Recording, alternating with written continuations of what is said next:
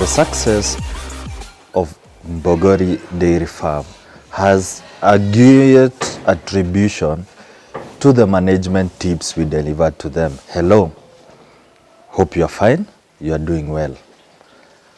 At Dairy Networks, you have specialized on customizing farm management tips for dairy farmers.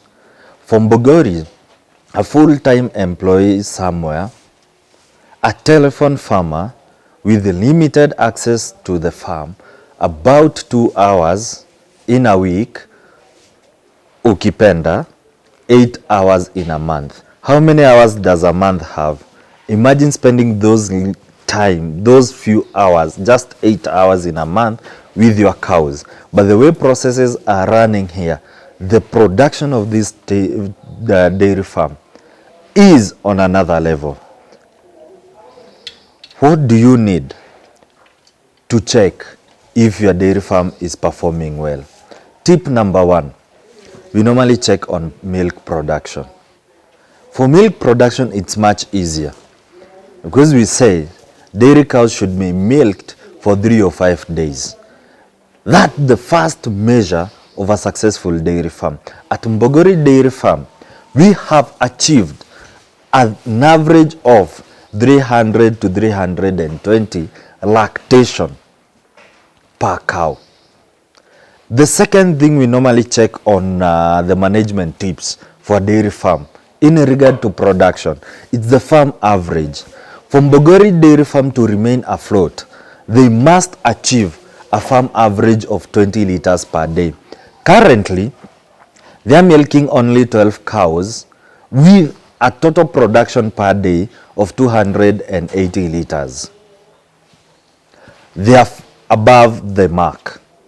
The third item regarding the production is to maintain high producing cows. What do you mean by high producing cows? We keep the records perfectly well. We calculate the number of liters produced in those 305 days. We divide and get an average. Any cow that achieves below 20 liters per average, it's culled out. Luckily, we haven't culled any animal on the basis of poor production. For instance, we have seen some first-time calvers achieving a peak production of 36 liters. We have seen the second calving cows achieving a 40-liter mark. This is something so good on the peak production. But remember, in a dairy farm, if your management tips are so good, we never talk about the peak production. We always talk about the average per lactation. That's regarding the milk production. The second item we use to measure the success of Mbogori Dairy Farm, it's on fertility. As you can see, here we have 1, 2, 3, 4, 5. We have 5 calves on milk, meaning we have 5 cows that have calved in the last 3 months. What does that mean for Mbogori Dairy Farm? That farm average we talked about, they are able to achieve far above 20 because their calving is in form of batches. In this quarter, how many calvings do you need to achieve that one? Which cow do we inseminate when? Depending on their production. Now on fertility, we always strive to achieve insemination 42 to 60 days post calving. The worst day, our least day to inseminate post calving, it's on day 85. If we surpass that day, it means our dream of achieving a calf a year, it's not achievable. Number 2, we always make sure we achieve conception per the first insemination. If not so, the second one. If it surpasses the second, it means there's a big problem. And our dream of a higher average production, our dream of a calf per year, again, it's not achievable. On fertility, again, we make sure we serve our heifers when they are 15 months of age at the weight of 360 for the case of Frisian, and for Asher, because we have some few Ashers here, at least 300 kgs and above. That means at the age of 2 years, Mbogori Dairy Farm, when they're celebrating their second birthday, their second anniversary, they will have their first heifers lactating. We can't wait to see October 2022 when the first heifer that was calved in this dairy farm will be 2 years of age. By that time, it will be lactating. What a success. The third item on or the other item we check on fertility, we select the bulls to inseminate. It's never random. Currently, we have cows that are on sexed semen. We have grouped them. Then they'll get sexed semen. There are those who will get a conventional semen. But above all, we make sure the sires we select, they are of top quality and they are able to improve the dam based on the cow physical traits and also what we can be able to see in a reference to our records. The other eye management tips we achieve or we try to achieve at Mbogori Dairy Farm. At any single time, we have enough fodder that can last us at least for the next 2 years. We have the silage bankers. As you can see, they are expanding their silage bankers. This means as the herd grows, there is no struggle for the resources. Again, on fodder, we are very selective. We don't just grow anything randomly. Our base of fodder here, it's maize silage. We have legumes, the sweet potatoes, and hay. The success of any dairy farm, it's on how much fodder they can produce in a dairy farm and at what cost. For our silage, our KPI is always at a maximum of 4.5 shilling per kilo. We have been able to achieve 3, and we hope we can still go down and down and down. For hay, the farm is trying to be self-sufficient by growing panicum. You'll be able to see the field, the panicum field, that they are multiplying and multiplying. They bale that one and they have an access to hay. The third item is on the legumes. Our baseline is how many liters can we produce without concentrate. So far, we have been able to achieve 12 liters on a blend of sweet potato vines, hay, and legumes. The other item, it's on a work schedule.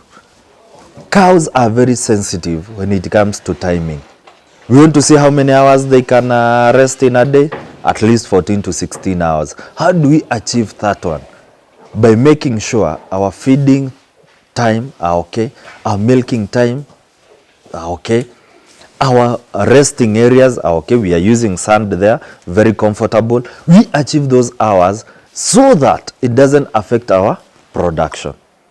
On human resource, we try as much as possible to make sure the employees are comfortable, happy, and satisfied.